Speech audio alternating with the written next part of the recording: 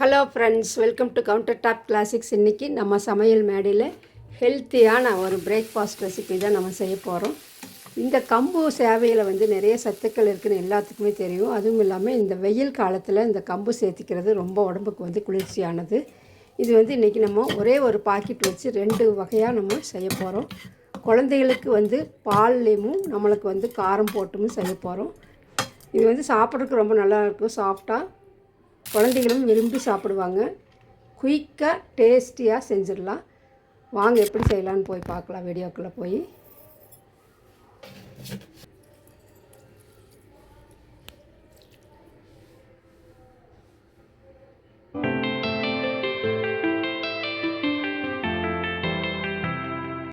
இதுக்கு ஒரு பவுல் எடுத்துக்கலாம். அதில் ஒரு 3/4 வாசி தண்ணி ஊற்றிக்கிறேன். இந்த ஒரு பாக்கெட் கம்பு சேமியாவுக்கு தேவையான அளவு உப்பு சேர்த்திட்டு உப்பு நல்லா கரைச்சி விட்டுறலாம். இனிப்பாக இருந்தாலும் சரி, காரமாக இருந்தாலும் சரி, உப்பில் நம்ம கொஞ்சம் ஊற வச்சு செய்யும்போது தான் டேஸ்ட் நல்லா என்ஹான்ஸ் பண்ணி கொடுக்கும். இனிப்பாக இருந்தாலும் இப்போ உப்பு நல்லா கரைஞ்சிருச்சு பாருங்கள். இப்போ நம்ம அணில் சேமியா, கம்பு சேமியா கட் பண்ணி இதில் சேர்த்துக்கலாம். இது 180 கிராம்ஸ் இருக்கும்.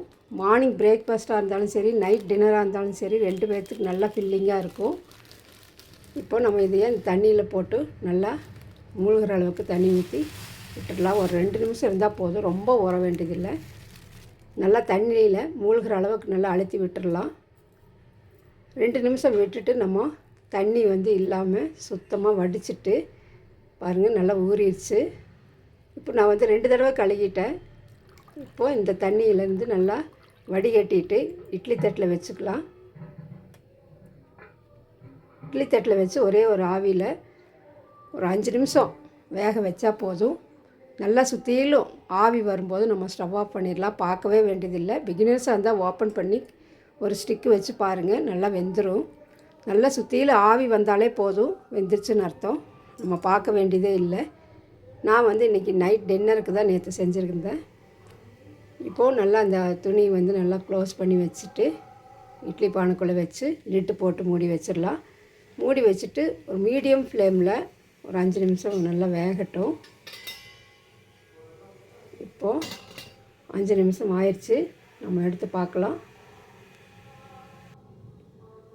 நல்லா வெந்துருச்சு, ஆவி சுற்றிலும் வருது. இப்போ நம்ம இதை எடுத்து ஒரு பிளேட்டுக்கோ அல்லது ஒரு பவுலுக்கோ நம்ம ட்ரான்ஸ்ஃபர் பண்ணி வச்சுக்கலாம். ரொம்ப சூடாக இருக்குது, அதனால் கொஞ்சம் 2 நிமிஷம் ஆறட்டும். அப்படியே விட்டுட்டா, நீங்கள் பிகினர்ஸ் அப்படியே விட்டுட்டு எடுத்துருங்க. இப்போ இதை இந்த மாதிரி பார்க்கும்போது பொலன்னு இருக்கணும். ஒன்றோட ஒன்று ஒட்டாமல் இருந்துச்சுன்னா அது வெந்துருச்சுன்னு அர்த்தம். இப்போ நம்ம ஒரு தட்டுக்கு ட்ரான்ஸ்ஃபர் பண்ணிக்கலாம். நல்லா சாஃப்டாக இருக்குது, சாப்பிட்றதுக்கு ரொம்ப நல்லாயிருக்கும். ஊறாமல் இருந்துச்சுனாலும் அல்லது வேகாமல் இருந்துச்சுனாலும் தான் சாப்பிட்றதுக்கு ட்ரையாக இருக்கும். பெரியவங்கெல்லாம் சாப்பிட முடியாது. இந்த மாதிரி கொஞ்சம் தண்ணியில், உப்பு தண்ணியில் வேக வச்சுட்டு இப்போ நம்ம எடுத்த பிறகு மேலே தண்ணி தெளிச்சுட்டு ஒரு தட்டுக்கு ட்ரான்ஸ்ஃபர் பண்ணிட்டோம்னா அது ஒன்றோடு ஒன்று ஒட்டாமல் இருக்கும். அதுக்காக தான் இந்த தண்ணி, பச்சை தண்ணி நம்ம தெளித்தோம்னா ஒட்டாது. இப்போ பாருங்கள், துணிலையும் ஒட்டாமல் வந்துருச்சு. ஒரு ஸ்டிக்கிலையோ அல்லது ஸ்பூன்லேயோ நம்ம வச்சு கலக்கி விட்டோம்னா உதிரியாக தான் இருக்குது பாருங்கள், ஒட்டவே ஒட்டாது. அதுக்கு தான் நம்ம அந்த தண்ணி மேலே தெளிக்கிறோம். இப்போ இது ஆறட்டும். நம்மளுக்கு எவ்வளோ பாலுக்கு எடுத்துக்க வேணுமோ அந்த அளவுக்கு எடுத்து வச்சுட்டு காரம் போட்டு நம்ம தாளிச்சுக்கலாம். இப்போ நான் ஒரு பாதி எடுத்துட்டேன். சர்க்கரையும் பாலும் மிக்ஸ் பண்ணி சாப்பிட்றதுக்காக. இப்போ இது நம்ம லிட்டு போட்டு மூடி வச்சிடலாம். காரம் தாளித்த பிறகு இதுக்கு பால் ஊற்றிக்கலாம். நம்ம நல்ல மணமாக இருக்கும் இந்த கம்பு சேவை. இப்போ காரத்துக்கு தேவையான அளவு நான் எடுத்துட்டேன். இதுக்கு ஒரு கடாய் வச்சு எண்ணெய் ஊற்றிக்கலாம். ஃபஸ்ட்டு நம்ம இந்த மாதிரி கம்பு சேமியா, ராகி சேமியாலாம் செய்கிறதுக்கு கடுகு நீங்கள் யூஸ் பண்ணாமல் இருந்தால் நல்லாயிருக்கும். கடலைப்பருப்பு மட்டும் போட்டுக்கலாம். கடலைப்பருப்பு, வெங்காயம். கடுகு போடும்போது அந்த கடுகுடைய கசப்புத்தன்மையும் இதில் அது மாதிரி ஆட் ஆகிற மாதிரி இருக்கும். அதனால் கடலைப்பருப்பு, வெங்காயம், பச்சை மிளகாய் மட்டும் போட்டுட்டு கருவேப்பிலை ஒரு கொத்து போட்டு நல்லா எண்ணெயிலே வதக்கிக்கலாம். வெங்காயமும் பச்சை மிளகாய் நல்லா வதங்கட்டும். நம்ம கொஞ்சம் தான் செய்ய போகிறோம், அதனால் வெங்காயம் நான் ஓரளவுக்கு வெங்காயம் நிறைய சேர்த்துனா தான் நல்லாயிருக்கும். சின்ன வெங்காயம் தான் போட்டிருக்கிறேன். சின்ன வெங்காயம் போடும்போது தான் டேஸ்ட் நல்லாயிருக்கும். இப்போ இது வந்து நல்லா உதிரி உதிரியாக ஆறிடுச்சு பாருங்கள். இப்போ இது வந்து அதில் நம்ம எடுத்து கொட்டிக்கலாம் வெங்காயத்துக்கூட.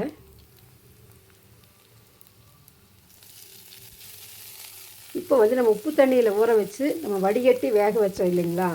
இப்போ வந்து நம்ம கொஞ்சம் உப்பு வந்து ஒரு பவுலில் இதுக்கு எவ்வளோ தேவையோ அந்தளவுக்கு உப்பு வந்து போட்டுட்டு தண்ணி ஊற்றி நல்லா கரைச்சிட்டு அதை வந்து மேலே அப்படியே தெளித்து விட்டுட்டா போதும்.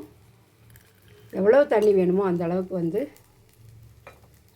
உப்பு எவ்வளோ வேணுமோ அந்த அளவுக்கு உப்பு போட்டு நல்லா கரைச்சிட்டு அந்த தண்ணி மேலே கொஞ்சமாக தெளித்து விட்டால் போதும். முதல்லையே நம்ம வந்து உப்பு தண்ணியில் தான் ஊற வச்சுருப்போம். இப்போ மேலே உப்பு தண்ணி தெளிச்சுட்டு நல்லா கலந்து விட்டுடலாம். அந்த தண்ணி வந்து நல்லா வத்துற வரையிலும் ஒரே நிமிஷம்தான் இதுக்கு டைமு, ரொம்ப வேண்டியதில்லை. ஏன்னா ஆல்ரெடி வந்து நம்ம வேக வச்சுருக்கிறோம். இப்போ தேங்காய் துருவல் வந்து தேவையான அளவு சேர்த்து ஸ்டவ் ஆஃப் பண்ணால் காரம் பிரேக்ஃபாஸ்ட் ஆர் டின்னர் ரெசிபி வந்து ரெடி ஆயிரும். இது சாப்பிட்றதுக்கு வந்து ரொம்ப நல்லாயிருக்கும். கடலைப்பருப்புக்கு பதிலாக நீங்கள் வேர்க்கடலையும் கூட சேர்த்திக்கலாம். வறுத்த வேர்க்கடலை நல்லாயிருக்கும். அல்லது சுண்டல், கருப்பு சுண்டல், வெள்ளை சுண்டல் எது வேணாலும் இதில் சேர்த்துக்கலாம். நம்ம வேக வச்சது நல்லாயிருக்கும் காம்பினேஷன். இப்போ ஒரு பவுலுக்கு வந்து நம்ம ட்ரான்ஸ்ஃபர் பண்ணிடலாம். பார்த்தாலே தெரியும் உங்களுக்கு, நல்லா உதிரி உதிரியாக இருக்குது பாருங்கள். நல்லா மணமாகவும் இருக்குது இந்த கம்பு சேவை பொறுத்தளவு. இப்போ வந்து நம்ம பால் ஊற்றுறதுக்கு தேவையான அளவு சர்க்கரை சேர்த்திட்டு 1.5 ஸ்பூன் சேர்த்திக்கிறேன். அதுக்கு வந்து 1 டம்ளர் காய்ச்சி ஆற வச்ச பால் வந்து நான் எடுத்துருக்கிறேன். இந்த பால் வந்து கொஞ்சம் வாமாக இருக்கும், வெது வெதுப்பாக இருக்கும். அதில் வச்சு நல்லா மூழ்கிற அளவுக்கு பால் ஊற்றி நல்லா கலந்து ஒரு 2 நிமிஷம் வச்சுட்டோம்னா நல்லா சாஃப்டாக ஊறிடும். குழந்தைகள்லேருந்து பெரியவங்க வரையில் எல்லாருமே இது வந்து சாப்பிடலாம். ரொம்ப ஹெல்த்தியானது. நைட்டில் குழந்தைகளுக்கு இந்த மாதிரி பால் ஊற்றி கொடுத்தா அவங்க வந்து நல்லா தூக்கமும் வரும். ஹெல்த்துக்கு நல்லது. கண்டிப்பாக இந்த ரெசிபி பிடிச்சிருக்குன்னு நம்புகிறேன். பிடிச்சிருந்துச்சுன்னா லைக் பண்ணி கமெண்ட் பண்ணி சப்ஸ்கிரைப் பண்ணுங்கள். நீங்கள் எப்படி இந்த மாதிரி கம்பு சேவை செய்வீங்க அப்படிங்கிறதும் கமெண்ட்டில் சென்ட் பண்ணுங்கள். இதுவரையிலும் சப்ஸ்கிரைப் பண்ணாமல் இருந்தீங்கன்னா சப்ஸ்கிரைப் பண்ணி நம்ம சேனலுக்கு சப்போர்ட் பண்ணுங்கள். தேங்க்ஸ் ஃபார் வாட்சிங்.